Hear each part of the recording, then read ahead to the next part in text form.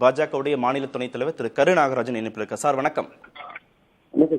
மீண்டும் ஒரு மொழி போருக்கு மத்திய அரசு வித்திடுகிறது அப்படின்னு முதல்வர் குற்றம் சாட்டி இருக்கிறார். தொகுதி மறுசீரமைப்பு நடந்தா தமிழ்நாட்டில் ஏற்கனவே இருக்கிற 39 நாடாளுமன்ற தொகுதிகளில் 8 தொகுதிகள் குறைஞ்சிரும், 31ஆக அது மாறிடும். நாடாளுமன்ற பிரதிநிதித்துவம் தமிழ்நாட்டுக்கு குறைஞ்சிடும். இது குறித்து விவாதிப்பதற்காக மார்ச் 5ஆம் தேதி அனைத்து கட்சி கூட்டத்திற்கு அழைப்பு விடுத்திருக்கிறார் முதல்வர். உங்களுடைய கருத்து? இது குறித்து எதுவுமே இறுதி முடிவு எட்டப்படவில்லை. ஏதோ வாய்ப்பு இருக்கு, அதெல்லாம் ஒரு பரிசீலனை நிலையில தான் இருக்கு. முதலமைச்சர் போய் நேரடியாக பிரதமரை பார்க்கிறாரு, பேசுறாரு. அவர்களுக்கு தேவைன்னா போய் கொடுக்குறாங்க. உதவி ஸ்டாலின் போய் நேரம் வாங்கி சந்திக்கிறாரு. இருக்கக்கூடிய எல்லா எம்பிக்களும் திமுக, காங்கிரஸ் கூட்டணி எம்பிக்கள் எல்லாம் அங்க போய் அரசியலமைப்பு இந்த மாதிரி தைரியம் கையில வச்சுட்டு சுத்தி வந்துட்டு இருக்கீங்க. அதுல இருக்கிற எதுவுமே நீங்க பிடிக்கிறது இல்லை. அது ஒரு பக்கம் இருந்தாலும் இதை போய் அதை பத்தி பேசலாம், கேட்கலாம், அதுக்கு உரிமை இருக்கு. தமிழ்நாட்டினுடைய தொகுதிகள் ஒட்டுமொத்தமாக 8 தொகுதிகள் குறைக்கப்படணும்னு ஒரு மக்கள்கிட்ட தீவியை உண்டு பெற்றீங்க. அது இன்னும் இறுதி வடிவம் பெறுவதற்கு முன்னாடி கற்பனையில கனவுல பேசுறது என்ன நியாயம்? இதை ஒரு அனைத்து கட்சி கூட்டத்தில் விவாதிக்கிறது என்ன நியாயம்? நீங்க இவங்க சொல்றது எதையுமே தேர்தலில் சொன்ன உறுதிமொழி எதையுமே செய்யாம அதை தமிழ்நாட்டில் நடக்கிற பல்வேறு படுகொலை சம்பவங்கள், பாலியல் சம்பவங்கள், மாணவிகள் முதல் மூதாட்டிகள் வரை பாதிக்கப்படுகிற, இன்றைக்கு கற்பழிக்கப்படுகிற, சூறையாடப்படுகிற, பாலியல் சீண்டலுக்கு ஆளாகப்படுகிற கொடுமை கல்வி அமைச்சரை 286 கல்வித்துறை சார்ந்தவர்கள் மீது போக்க வழக்கு போட்டிருக்கக்கூடிய நிலை தமிழகத்துல எந்த காலத்திலையும் வந்ததில்லை.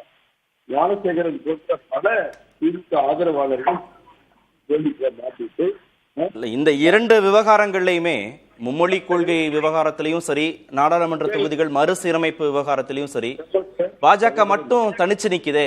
தமிழ்நாடு முழுவதும் இருக்கக்கூடிய மாநில கட்சிகள், தேசிய கட்சிகள் எல்லாம் ஒரு புள்ளிலையும், பாஜக மட்டும் தனிச்சு நிக்குது இல்ல? நான் சொல்றதை கேட்கணும். இதெல்லாம் நடக்கிறதுனால திசை திருப்புறதுக்காக துறை சொல்றாங்க. மொழிப்போர் முனை மழுங்கிய ஆயுதம், மக்கள் மறந்து விட்ட ஆயுதம். 1965 வேறு, 2025 வேறு என்று சிறப்பாக தெரிந்தும் ஒரு பக்கம் ஒரு 50% மாணவர்களுக்கு மொட்டை மாடி ஏறி செல்வதற்கு ஏறி கொடுக்கிறீர்கள். மறுபக்கம் அரசு ஏழை குழந்தைகள் ஏனியே கிடையாது, சுவரில் குத்தி ஏறு என்று சொல்கிறீர்கள்.